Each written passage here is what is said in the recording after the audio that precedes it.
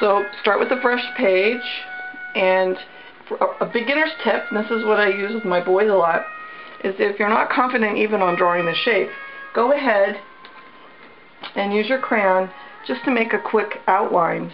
And this leaves a little dry. It might be a little bit more difficult to get a good shape because I don't want to break it.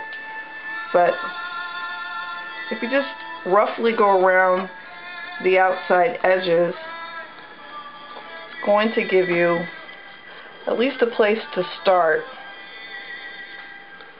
So this is something that you can do with younger children, or if you just want an easy way to start, you could help them outline the leaf with the crayon, or if you wanted to use pencils, watercolor pencils, same idea.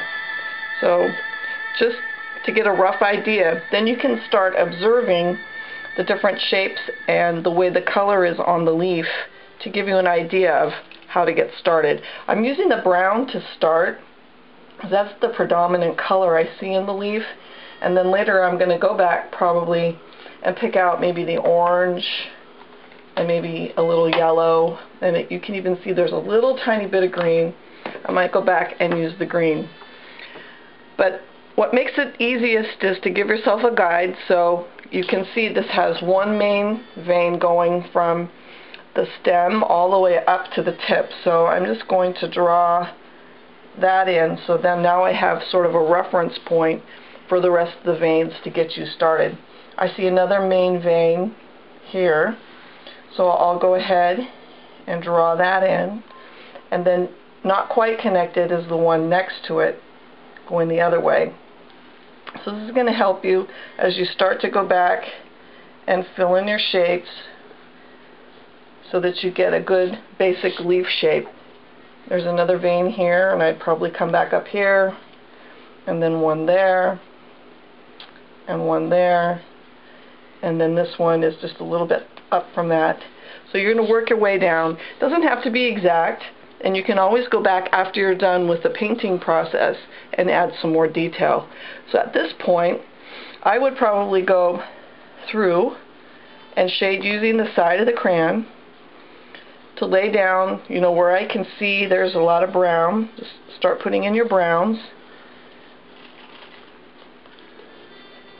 Like I said, it doesn't have to be exact, because once you put the water on, you're going to get a good blend of colors anyway. But you want to start with kind of a rough blocking in of where you see the color on the leaf. A lot of times I'm just looking at the leaf and shading down as I go, not really paying attention much to where it's going on the leaf. So I might, as you can see, it's kind of brown down the vein, so I might come down and fill it in there. Then go ahead and switch your color out. Start to see where you can see the oranges, mostly here in the middle, filling up. And you can overlap.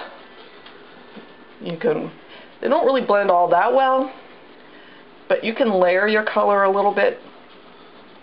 And when you put the water on to start the painting process, it's really going to blend these together. So I can see a little bit in here, working in this section here, coming back down, filling in. Alright, so now I'm going to try to give it a little bit of the yellow. You see a little bit at the tip. Just fill it in. A little bit over here. This tip has got a lot of yellow. Yellow.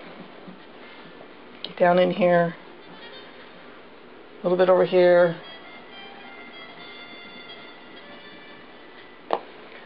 Okay, actually, we can put a little bit of green. You don't want to add too much, because it'll really emphasize the green if you put too much. But just a little bit here and there. Sort of let your eyes see the color. So that's your base. That's the basic. What I like to do is try to come back and make it look a little three-dimensional. So here where I see this leaf is curving under, I'm going to come back and I'm going to make the underside a little bit darker. Just so when I add the paint, it's going to add that 3D effect. Anywhere you see that the leaf is curved, you want to show a little bit, you can come back and add a little bit of the dark edge. Don't forget that we also can come back after we paint to put a little more detail in. Alright, so that's basically how to lay down the color. I think we're ready for paint. So just a plain paintbrush, a little cup of water, and then you can start blending your paints. This is the fun part. I don't use a lot of water, and the more water you use, the more blending you're going to get. I still want to have a little bit of defined color as I go through. So I'm just dipping, rinsing, wiping a little bit, and see how that green just blended right in. So you get a hint of green. Got a brush hair there.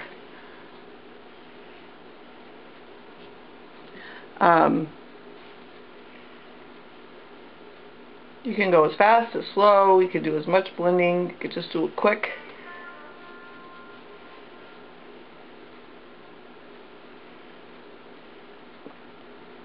This is where it's nice to have a little music in the background.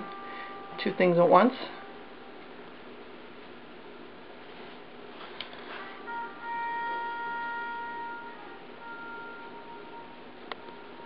Don't worry about going outside the edges, because after it dries and you come back with your crayons to do a little bit of touch-up and defining and detail work, you can clean that right up.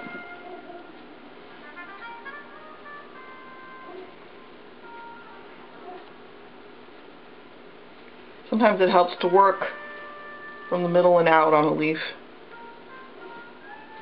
pulling the colors out once you get it wet.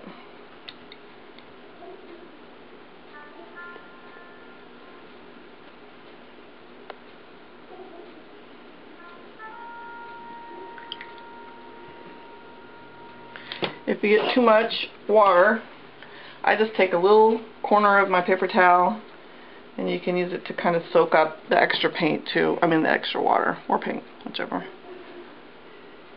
So you're not making a big runny mess. But